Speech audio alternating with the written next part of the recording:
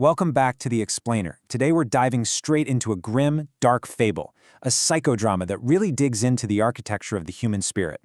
I want you to picture me, just for a moment, as the wanderer from our source text, welcoming you to the cold, stark reality of your own psychological imprisonment.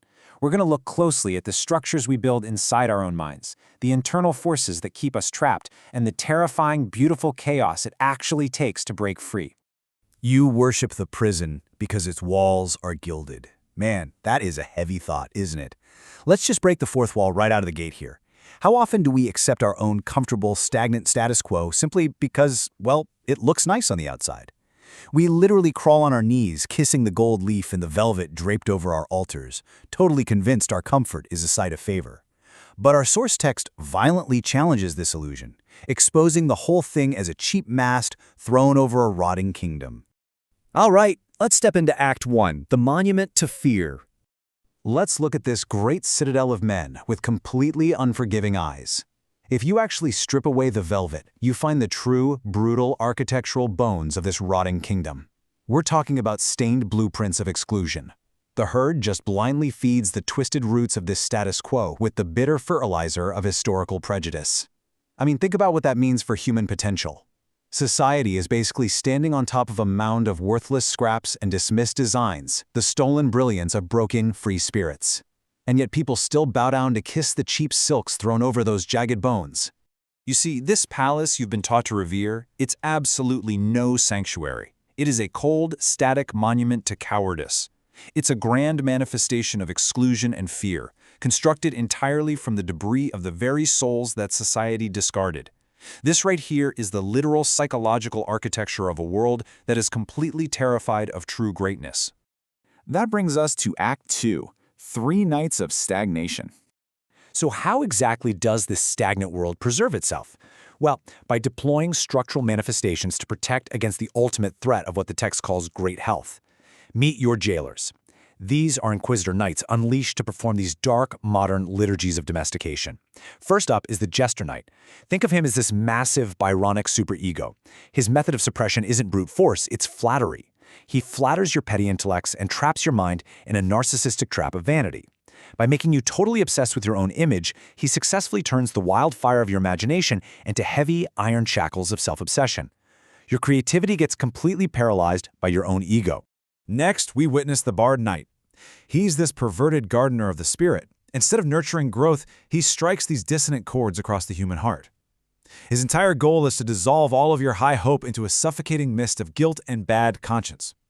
He relentlessly goes about pruning the dead wood of your ambition, basically clipping and cutting away at your desires until your lungs collapse and you just can't breathe the crisp air of the heights anymore. And finally, we have the Shadow Knight, the high priest of the ego. Now, this is the architect of your final doom. Using his hidden trowel of rationalization, he brings your life to a forced, rigid, structural conclusion. He actually takes the chaotic poison of your untamed potential and literally walls it in forever. His sole purpose is sealing you into a totally predictable, harmless identity. Now, what's really fascinating here is the stark contrast in the architectural tools these forces use to suppress your creativity. The Bard Knight uses intangible atmospheric weapons, dissonant chords, and a suffocating mist of guilt to slowly wear down your spirit. But the Shadow Knight, he's a mason. He uses the hard, concrete hidden trowel of rationalization to literally brick you into place. It's emotion versus logic, but both are weaponized to keep you small. Let's descend into Act 3, Entombment of the Soul. We have to guide our gaze downward now, as the higher man is dragged, trembling, into the skeletal belly of the earth. This is the descent into the damp catacombs of tradition, and it is a deeply visceral psychological space. Down here, the thorns of the past aren't just bad memories. They manifest as a literal, crushing physical weight right against your lungs.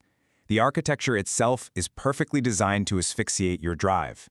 Deep within these ancestral vaults, the herd executes its venomous grudge. They practice the absolute darkest masonry against anything that dares to stand tall.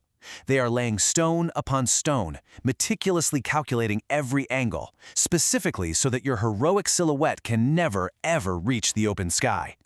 And that's the kicker, right? Your creative spark isn't snuffed out in some epic, glorious battle of wills on a grand stage. No way. The truth is honestly much more pathetic. It is extinguished through methodical, bureaucratic entombment. You aren't slain by a dragon, you are smothered by the cold reality of iron shackles and the relentless, boring piling of heavy masonry. It is literally death by 1,000 bricks. Which brings us to the chilling climax of their architectural design: stone's silence.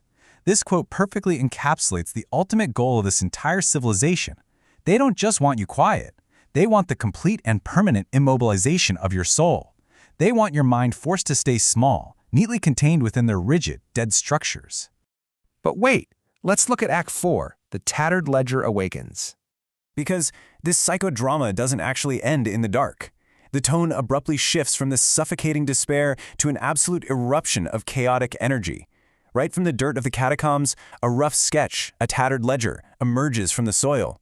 It is a vibrant branch of chaotic becoming. This is pure Dionysian force. It's wild, untamed life energy that outright mocks their useless, static masonry. The ledger symbolizes that unpredictable spark of human evolution that just refuses to be buried. This force shifts and shatters like cracked glass. This tattered ledger completely bypasses all those walls of exclusion we talked about earlier. It adamantly refuses to conform to the rigid, dead lines of the world as it currently is. It is the living, breathing antithesis of their stone silence. And just watch how this raw, vibrating energy triggers the total collapse of your psychological jailers. Faced with it, even the Shadow Knight falters. His beloved instrument of rationalization, that hidden trowel, suddenly becomes a completely useless relic. Why? Because the creative spark burning within those ragged pages of the ledger threatens to completely dissolve the very foundations of the fortress. The tables have completely turned. The narrative hits us with a terrifying, yet completely liberating realization. The throne you currently sit upon has actually become your own cage. But the pulse of life cannot be suppressed forever. The sheer, overwhelming force of chaotic becoming guarantees one inescapable truth. Life cannot be walled in. It breaks the stone. Which brings us to the end of our explainer today, and to a massive question you need to ask of your own internal architecture. Right now, in your own mind, you hold the tattered ledger of your true potential. So are you going to just sit there in your gilded cage and wait in terror for the chilling silence of your own creation? Or will you let the roar of your fire absolutely shatter the stone? The choice of what you build or what you destroy is entirely yours.